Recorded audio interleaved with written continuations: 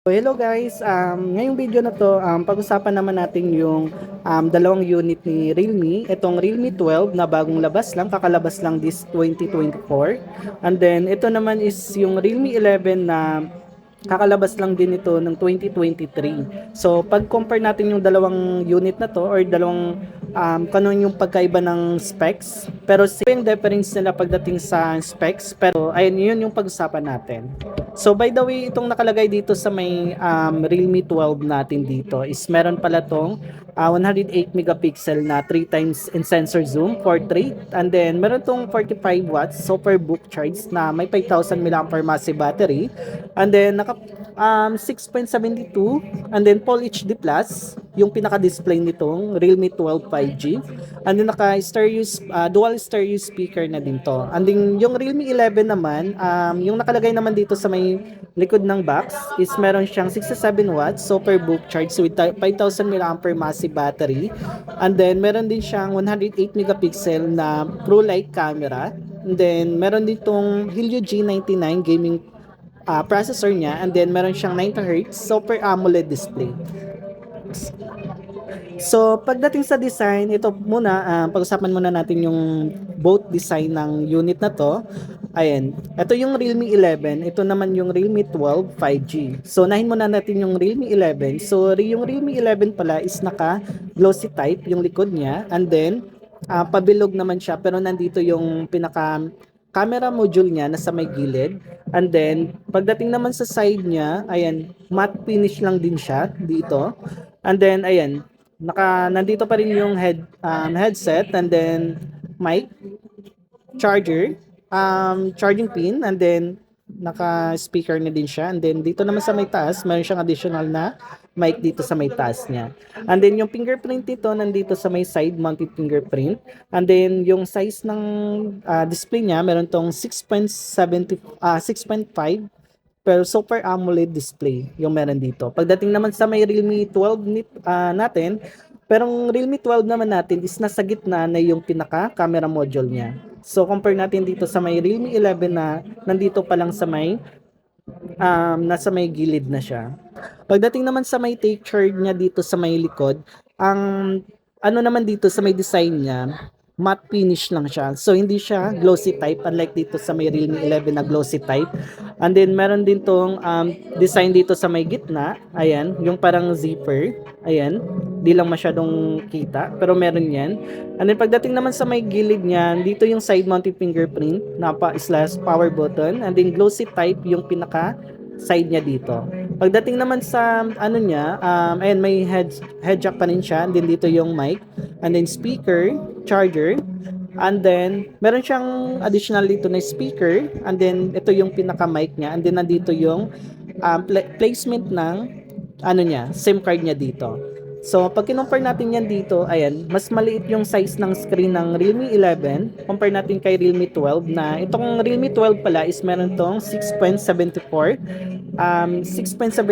na with 120 Hz yung pinaka-refresh rate niya dito. So side to side, ayan, itong Realme 11 is Super AMOLED compare natin dito kay Realme 12 na naka-IPS lamang pagdating sa display niya. Pero yung pinaka peak brightness nito up to 950 yung pinaka peak brightness niya dito. Kaya mas maliwanag din na pwede natin siyang ma-compare as dito sa Realme 11 na naka Super AMOLED kasi same sila na pinaka bright na display niya dito. Pagdating naman dito sa may about phone, ayan.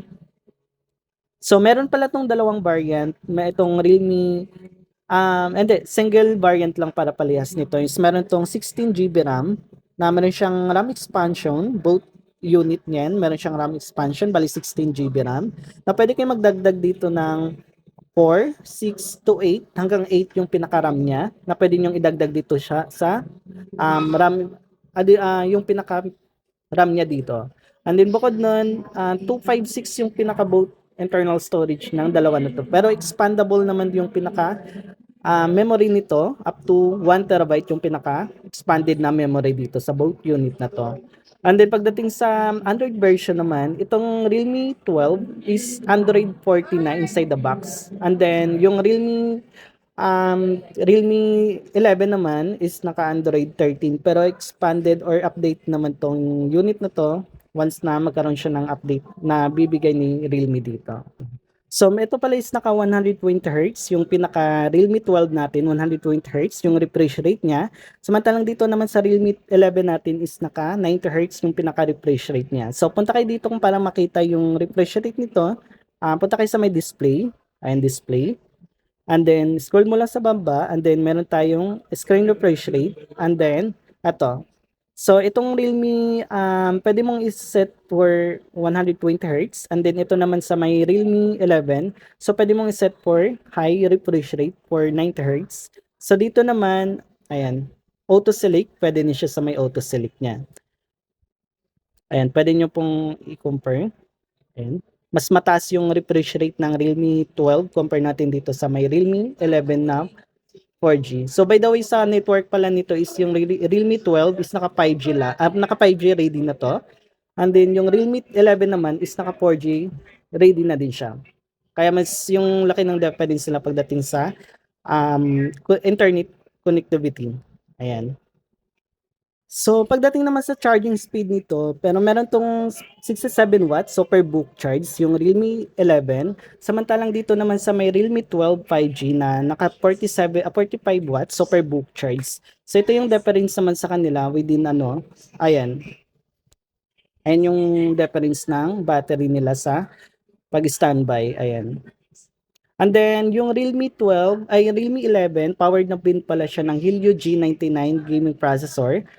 Compare naman natin dito kay Realme 12 is powered na din siya ng MediaTek Dimensity 6100 Plus, yung pinaka-processor ng Realme 12 5G.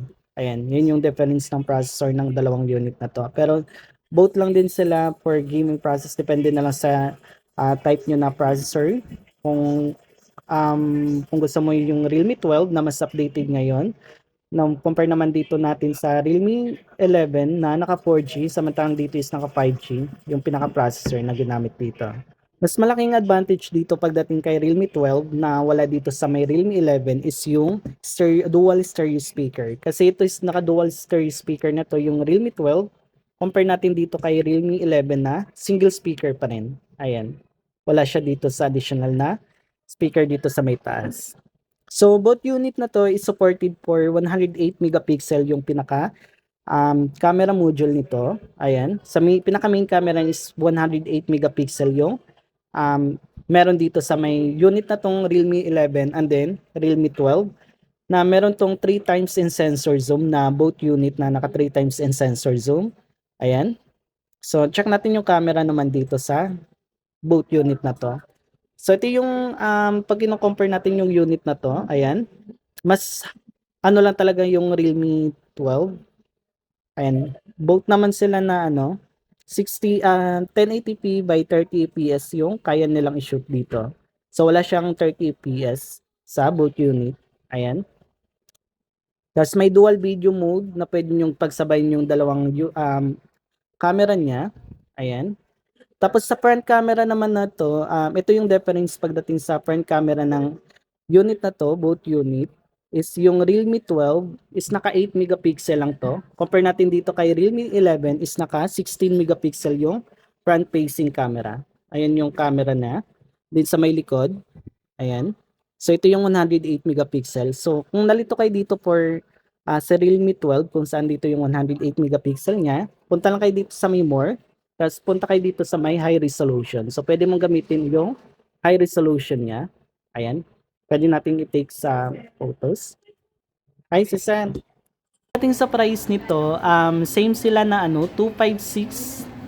Yung price nitong Realme 12 5G, pinakabagong niya is 14,999 yung price ng Realme 12 5G. And then yung Realme 11 naman nito is nag-price drop to.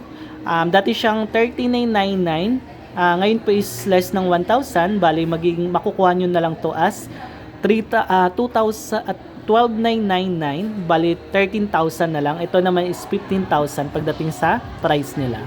So ayun lang guys, pwede kayo mag-comment dyan kung ano yung nagustuhan nyo sa dalawang unit na to. Ayan, thank you.